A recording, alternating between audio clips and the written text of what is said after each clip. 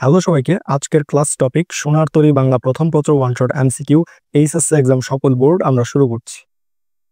সোনার তরী কবিতায় কৃষককে তরীতে নিতে না চাওয়ার কারণ। উত্তরটি হচ্ছে খ, তরীটি ছোট। সোনার তরী কবিতায় মাঝির আচরণে কি প্রকাশ পেয়েছে? উত্তরটি হচ্ছে গ, নির্বিকারত্ব ও নিরাসক্তি। হাসন রাজা তার মর্মী গানের জন্য মানুষের হৃদয়ে বেঁচে আছেন আজও। উদ্দীপকের মর্মী গানকে সোনার তরী কবিতায় কোনটির সঙ্গে তুলনা করা যায়? উত্তরটি হচ্ছে ঘ, সোনার ধান। হাসন রাজা তার মর্মী গানের জন্য মানুষের হৃদয়ে বেঁচে আছেন আজও। উদ্দীপক ও সোনার তরী কবিতার ভাবগত ঐক্যের কারণ কোনটি? উত্তরটি হচ্ছে খ, কর্মফলের মহিমা।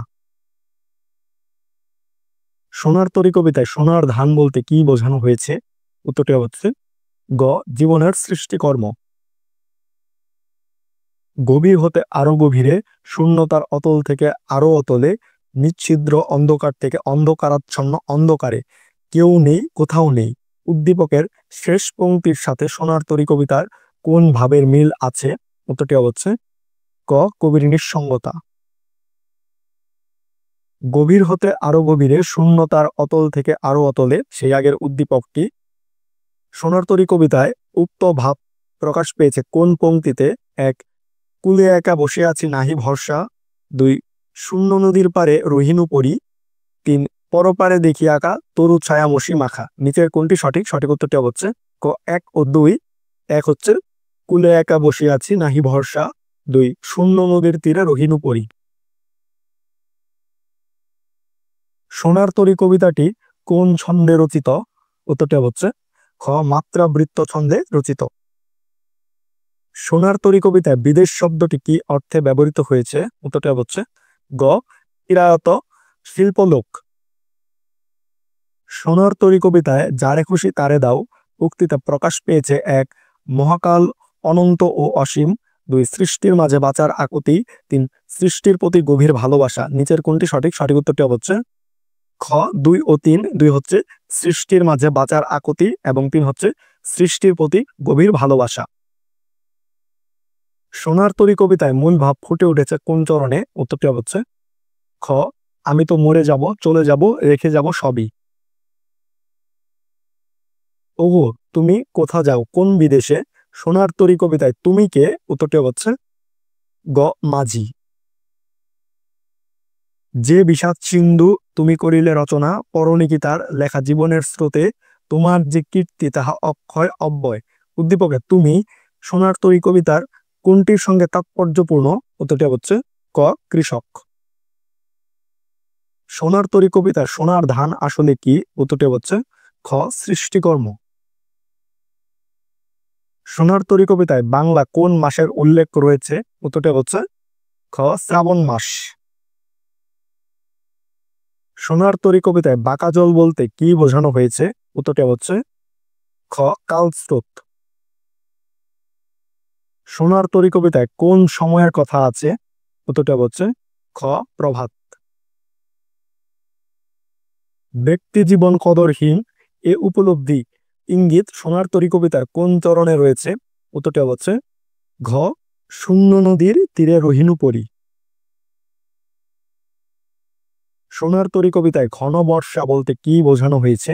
উত্তরটি হচ্ছে খ, গভীর সংকট। সোনার তরী কবিতায় ফসলের জমির চারদিকে বেষ্টিত জলরাশি কিসের প্রতীক? উত্তরটি হচ্ছে ক, কালস্রোতের। যা রূপিবে তাই পাবে, সংসার যে কর্মভূমি। উক্ত সঙ্গীতটির বিপরীতে সোনার তরী কবিতার অন্তর্নিহিত দর্শনটি হলো এক, পৃথিবীতে ভালো কাজের জন্য ভালো ফল পাওয়া যায়। দুই, মহাকাল মানুষের কর্মকে গ্রহণ করে মানুষকে নয়।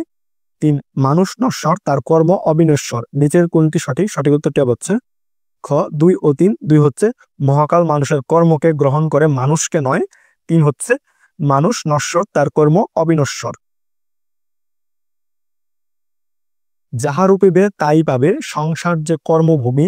উদ্দীপকের অন্তর্নিহিত তাৎপর্যের সঙ্গে সঙ্গতিপূর্ণ পংক্তি কোনটি? উত্তরটি হচ্ছে গ, আমারই সোনার ধানে গিয়াছে ভরি। সোনার তরী কবিতায় মহাকালের প্রতীক কোনটি? উত্তরটি হচ্ছে ঘ মাঝি। সোনার তরী কবিতায় কবির আক্ষেপ নিচের কোন পংক্তিতে প্রকাশ পেয়েছে? উত্তরটি হচ্ছে ঘ যাহা ছিল নিয়ে গেল সোনার তরী। সোনার তরী কবিতায় বাঁকা জল মূলত কিসের প্রতীক? উত্তরটি হচ্ছে ক কালস্রোতের। সোনার তরী কিসের প্রতীক? উত্তরটি হচ্ছে খ জীবনের। সোনার তরী কবিতায় ঠাঁই নাই ঠাঁই নাই কথাটিতে মাঝির কেমন মনোভাব প্রকাশিত হয়েছে? উত্তরটি হচ্ছে ক অনাগ্রহ। সোনার তরী কবিতায় বর্ণিত ধানক্ষেতটি এক দেখতে দ্বীপের মতো, দুই আকারে ছোট, তিন নদীর স্রোতে বিলীয়মান, নদীর স্রোতে বিলীয়মান। নিচের কোনটি সঠিক? সঠিক উত্তরটি হচ্ছে খ 1, 2 ও 3 এই তিনটি। যে বিষাদ সিন্ধু তুমি করিলে রচনা, পরণিকে তার রেখা জীবনের স্রোতে, তোমার যে কীর্তি তাহা অক্ষয় অব্যয়। উদ্দীপকের শেষ চরণের সাথে অর্থাৎ তোমার যে কীর্তি তাহা অক্ষয় অব্যয় নিচের কোন চরণটি সমর্থনযোগ্য? উত্তরটি হচ্ছে ঘ যাহা ছিল নিয়ে গেল সোনার তরী। যে বিষাদ সিন্ধু তুমি করিলে রচনা, সেই আগের উদ্দীপকটি। উদ্দীপকে তুমি সোনার তরী কবিতায় কোনটির সঙ্গে সঙ্গতিপূর্ণ?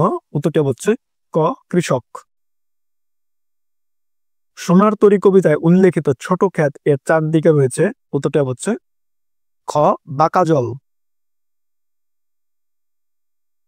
শূন্য নদীর তীরে রহিনু পরী সোনার তরী কবিতায় কথাটি কোন ইঙ্গিত বহন করে? উত্তরটি হচ্ছে খ মৃত্যুর জন্য প্রতীক্ষা। মানুষের বেঁচে থাকার আকুলতা চিরন্তন নিচের কোন কবিতায় এই বিষয়টি ফুটে উঠেছে? উত্তরটি হচ্ছে ঘ সোনার তরী। রবীন্দ্রনাথ ঠাকুরের রচিত নাটক কোনটি? উত্তরটি হচ্ছে গ ডাকঘর। পৃথিবীর পুরনো পথের রেখা হয়ে যায় ক্ষয়, প্রেম ধীরে মুছে যায়, নক্ষত্রেরও একদিন মরে যেতে হয়। সোনার তরী কবিতার সাথে উদ্দীপকের সাদৃশ্য? উত্তরটি হচ্ছে ক ক্রমশ ক্ষয়িষ্ণুতার চেতনা। মহাকালের প্রতীক তরুণীতে ঠাঁই পায় কেবল। উত্তরটি হচ্ছে ক মহৎ সৃষ্টিকর্ম। সোনার তরী কবিতায় ব্যবহৃত ধানক্ষেত দ্বারা কি বোঝায়? উত্তরটি হচ্ছে ঘ কর্মক্ষেত্র। সোনার তরী কবিতায় নিরুপায়কে? উত্তরটি হচ্ছে খ ঢেউগুলো। ধান কাটা শেষ হওয়ার মধ্য দিয়ে সোনার তরী কবিতাটিতে কি প্রকাশ পেয়েছে? উত্তরটি হচ্ছে ক কর্মের পরিণতি। ধান কাটা হলো সারা চরণটির মাধ্যমে কোন ভাব প্রকাশ পেয়েছে?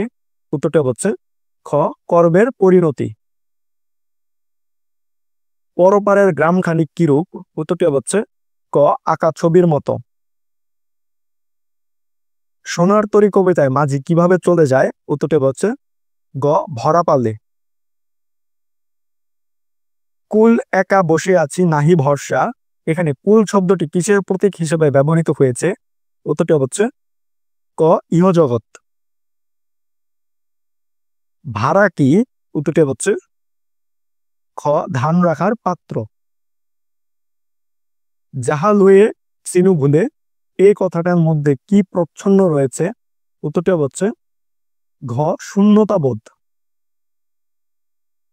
সোনার তরী কবিতায় কৃষক কোন মাসে ধান কেটেছিলেন? উত্তরটি হচ্ছে গ শ্রাবণ মাসে।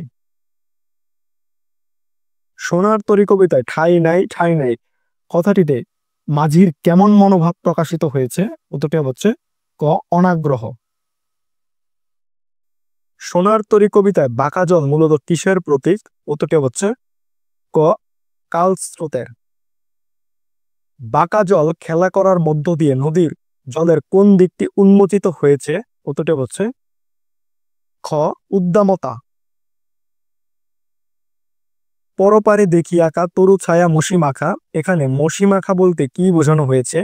উত্তরটি হচ্ছে ক কালো রঙে মাখানো। কৃষককে দেখে সোনার তরীর মাঝির কেমন অনুভূতি হয়? উত্তরটি হচ্ছে খ নির্বিকার থাকে। সোনার তরী কবিতায় সোনার ধান আসলে কি? উত্তরটি হচ্ছে ঘ সৃষ্টিকর্ম। ওগো তুমি কোথা যাও কোন বিদেশে, এখানে বিদেশ বলতে কি বোঝানো হয়েছে? উত্তরটি হচ্ছে ক অপরিচিত স্থানে। মাঝিকে দেখে কৃষক উৎসুক হয়ে ওঠেন কেন? উত্তরটি হচ্ছে ক কৃষক ও তার ধান নিবে সেই আশায়। এখন আমারে লহ করুণা করে, আমারে বলতে এখানে কাকে বোঝানো হয়েছে? উত্তরটি হচ্ছে ক কৃষককে। সোনার তরী কবিতায় নৌকা কিসের প্রতীক? উত্তরটি হচ্ছে ঘ চিরায়ত শিল্পলোকের প্রতীক। কুলে একা বসে আছি নাহি ভরসা বলতে কবি কি বুঝিয়েছেন? উত্তরটি হচ্ছে ক অনিশ্চয়তা। মাঝির তরীতে কৃষক স্থান পেলেন না কেন? উত্তরটি হচ্ছে গ ধানে তরী পূর্ণ বলে। বর্ষার চিত্রের আড়ালে সোনার তরী কবিতায় কোন চিত্র ফুটে উঠেছে? উত্তরটি হচ্ছে গ মানব জীবনের দার্শনিকতা। সোনার তরী কবিতায় কুলে একা কে বসে আছে? উত্তরটি হচ্ছে ক কৃষক। সোনার ধান নিয়ে তরী কোথায় চলে যায়? উত্তরটি হচ্ছে ঘ অজানা দেশে। রবীন্দ্রনাথ ঠাকুরের ছদ্মনাম কি? উত্তরটি হচ্ছে ঘ ভানুসিংহ। কোন পংক্তিতে মাঝির অপরিচয়ের নির্বিকারত্ব ও নিরাসক্তি ফুটে উঠেছে? উত্তরটি হচ্ছে খ কোনো দিকে নাহি চায়। মাঝি মূলত তরী ভিড়ালো কেন? উত্তরটি হচ্ছে ক ফসলের জন্য। কবি ছোট ক্ষেত বলতে কি বোঝাতে চেয়েছেন? উত্তরটি হচ্ছে গ মানুষের জীবন পরিধি। কোন সময়ে ক্ষেত সমেত নদীর তীর নদীর গ্রাসে হারিয়ে যায়? উত্তরটি হচ্ছে ক আষাঢ় শ্রাবণ মাসে। সোনার তরীর মাঝি অতৃপ্তির বেদনা নিয়ে কিসের জন্য অপেক্ষা করতে থাকে? উত্তরটি হচ্ছে খ মহাকালের শূন্যতায় বিলীন হওয়ার জন্য। কি কাটতে কাটতে বর্ষা এলো? উত্তরটি হচ্ছে ক ধান। তো এই ছিল Sonar Tori one shot MCQ HSC exam স্বপন বোর্ড। তোমাদের সকলের জন্য শুভকামনা। ধন্যবাদ সবাইকে।